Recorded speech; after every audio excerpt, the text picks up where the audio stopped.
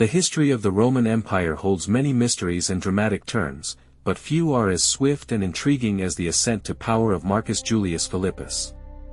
This man, once holding the modest position of Praetorian prefect under the young Emperor Gordian III, suddenly found himself at the center of events when his sovereign unexpectedly died. Amidst the whispers and confusion that followed, Philip was immediately proclaimed the new emperor of Rome, taking on the burden of a vast empire. Some insightful historians suggest that his reign marked the true beginning of the devastating crisis of the 3rd century, a period of unprecedented trials, characterized by relentless barbarian invasions pouring across the Danubian frontiers and a series of bloody revolts led by several rebellious dissident generals.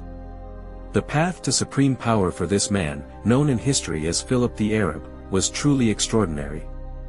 Born in 204 AD into an Arab family in lands south of Damascus, in what is now Shaba, Syria, his origin led to his frequent appellation as Philip the Arab, highlighting his roots, so unusual for a Roman ruler.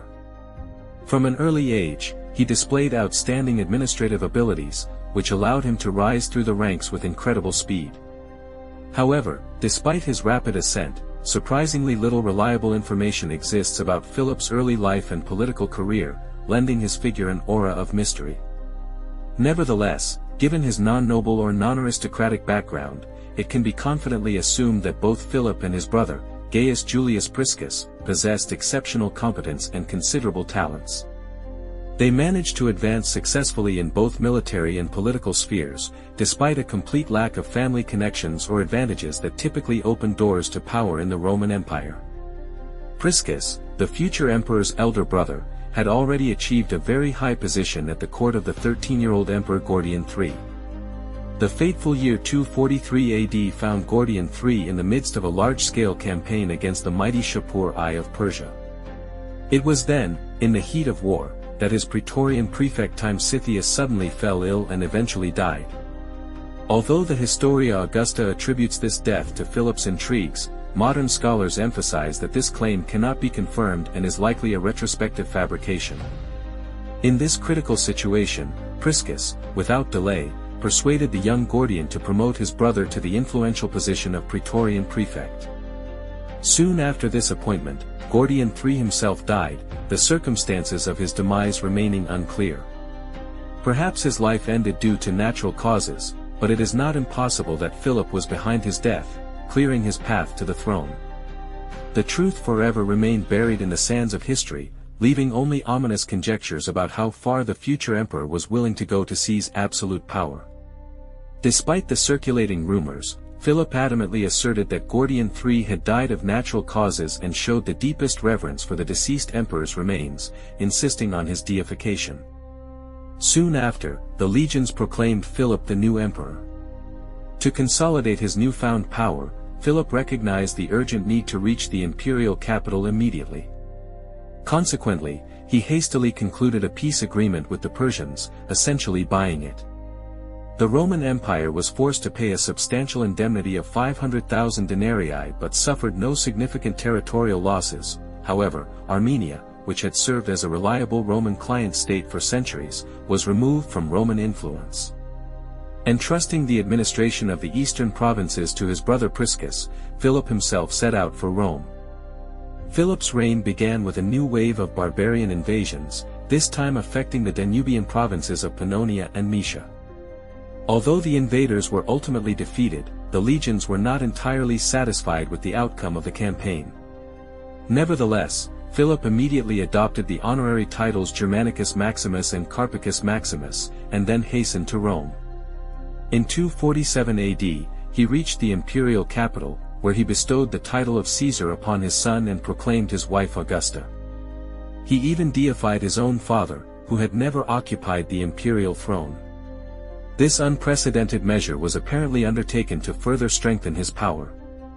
It is noteworthy that, although Philip was not a member of the senatorial class before his ascension, he appears to have maintained favorable relations with the Senate and actively affirmed his adherence to ancient Roman virtues and traditions from the very beginning of his reign. The year 248 AD marked a momentous occasion. The city of Rome celebrated its first millennium. A full 1,000 years had passed since its legendary founding, and this truly outstanding achievement was celebrated with unprecedented grandeur. Majestic festivities, captivating theatrical and musical performances, impressive spectacles held in the circus and amphitheater, as well as exquisite literary and artistic exhibitions, all were organized in honor of this significant date. The culmination of the celebrations was the Secular Games, an ancient and deeply symbolic festival for Romans, intended to highlight their continuous development and undeniable power throughout the centuries. It is notable that the ritual religious purifications, inextricably linked with the secular games, were perceived by many as long overdue, although by established custom the games should not have been held for another 60 years. Tradition prescribed an interval of 110 years between each secular games, so that each person might witness only one such celebration in their lifetime. The coins minted at the time, as if proclaiming the city's greatness and destiny, bore the inscription, Roma Aeterna, Eternal Rome. However, behind this triumph, harbingers of new revolts and defeats were already looming. Perhaps it was this sense of unshakable confidence on the throne that prompted Philip the Arab to take a decisive step in 248 AD. He decided to cancel the subsidies previously paid to the Goths. As expected, such a decision immediately led to serious consequences. Already in the following year, 249 AD, Gothic tribes invaded Moesia and Thrace, and then proceeded to besiege Marcianopolis, initiating a new phase of tension on the empire's borders. Almost simultaneously, two significant rebellions erupted on the imperial periphery. One encompassed the provinces of Pannonia and Moesia, led by Pacacian, who had previously been entrusted with extensive powers and command over several regions in that part of the empire. At the same time, another rebellion originated in Cappadocia or Syria, under the leadership of Jotapian. However, Jotapian's rebellion proved surprisingly short-lived, as he was deposed and killed by his own troops, which apparently occurred soon after Philip's ascension to the imperial throne. News of the escalating rebellions plunged Emperor Philip into deep despair, and he even expressed willingness to abdicate his imperial regalia. However, one of the senators, Gaius Messius Quintus Decius, now better known simply as Decius, managed to convince him otherwise, assuring him that these disturbances would be short-lived.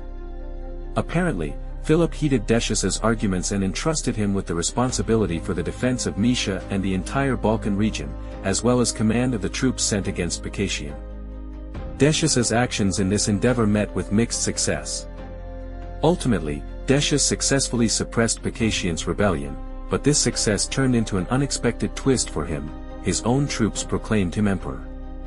It is believed that Decius may have foreseen such an outcome and even warned Philip against entrusting him with such extensive powers, but Philip nonetheless insisted on his decision. By late 249 AD, Decius had received full recognition as emperor. Although the exact date of his confirmation remains unknown, by the autumn of that same year, he was definitively recognized and marched his legions on Rome. However, even before Decius left Pannonia, Philip's situation had critically deteriorated. The empire's continuous economic difficulties forced him into a currency debasement. In addition, serious unrest erupted in Egypt, leading to significant disruptions in the regular supply of vital grain to Rome. All these factors combined further weakened Philip's position in the capital and undermined his already precarious authority among the populace. Despite Decius's attempts to negotiate with Philip, their military forces inevitably clashed in battle near Verona that summer.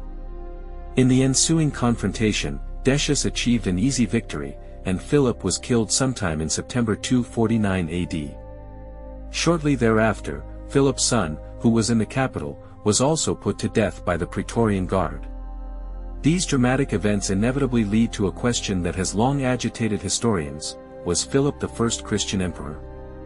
Philip the Arab is considered one of the early Roman emperors of the 3rd century who showed some sympathy for Christianity, although the nature of his personal ties to the faith remains a subject of significant uncertainty and conflicting interpretations. For a long time, historians and theologians have debated whether Philip himself was the first Christian emperor. It is known that he was born in the Auranitis region, which was largely Christianized by the time of his birth.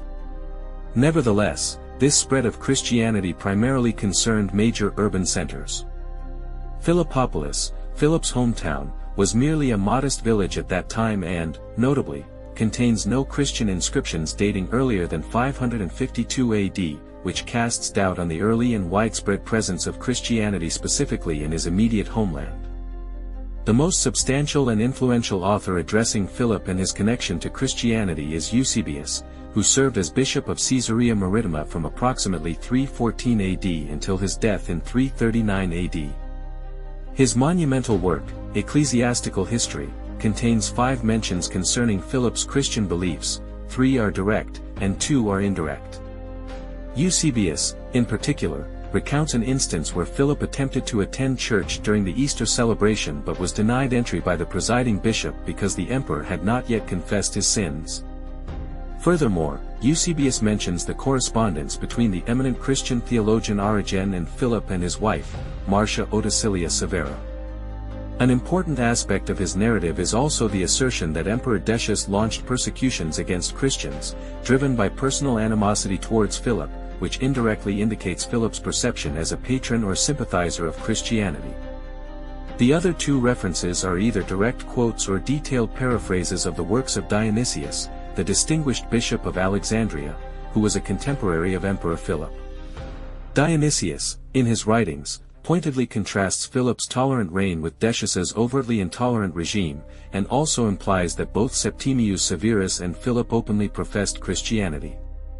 Nevertheless, most arguments for Philip's Christian faith rely on Eusebius' account of the emperor's supposed visit to the church, an episode that, at best, remains highly questionable. In all other respects, Philip proved himself to be a very traditional Roman emperor. His constant depiction on coins and active participation in pagan ceremonies unequivocally demonstrated his adherence to the state religion, while non-Christian authors make no mention whatsoever of his possible Christianity. Even if one were to assume he was secretly Christian, it had no significant impact on the Roman state, and he took no steps to legalize the religion. Thus, it would be merely a curious but insignificant detail, a mere footnote in the vast annals of history. Concluding reflections. Emperor Philip entered history as the first, and essentially last, Arab destined to ascend the imperial throne of Rome. His relatively short reign marked a brief but important period of relative political stability, preceding the full-scale unfolding of the so-called crisis of the 3rd century. A number of prominent modern historians, including Warwick Ball in his foundational work Rome in the East, The Transformation of an Empire, characterize Philip's reign as quite remarkable. They emphasize that it became a unique precedent where a representative of Arab origin governed Romans not as a foreign conqueror, but as a full member of their own society. Of particular note is the fact that, despite his Arab origin, it was this figure who led the celebrations commemorating the millennium of the Roman Empire, thereby symbolizing the quintessence of the Roman world order. Scholar Ball, in turn, posits the hypothesis that the ascent of an Arab to such a high imperial throne had far-reaching consequences for the entire Arab world. This event, in his view, served as a distinct signal of the Arabs' emergence onto the global political stage. Moreover, it possibly laid the groundwork for future military successes and territorial gains when the powerful wave of Islam began to spread rapidly across the Middle East, starting from the 7th century. Such a precedent, where a representative of the Arab people led Great Rome, undoubtedly instilled a sense of pride and self-worth in the hearts of Arabs. As a noteworthy historical detail, it can be mentioned that the Assyrian people held Philip the Arab in such deep respect that his likeness was immortalized on a Syrian 100-pound banknote. This fact eloquently demonstrates that his historical legacy continues to be highly esteemed and recognized in the modern Arab world. Philip himself proved to be a very competent and capable administrator. However, by fate's decree, he occupied the imperial throne in an era that dictated different, more stringent demands, not so much skillful administrative activity, but rather undisputed military valor and strategic mastery.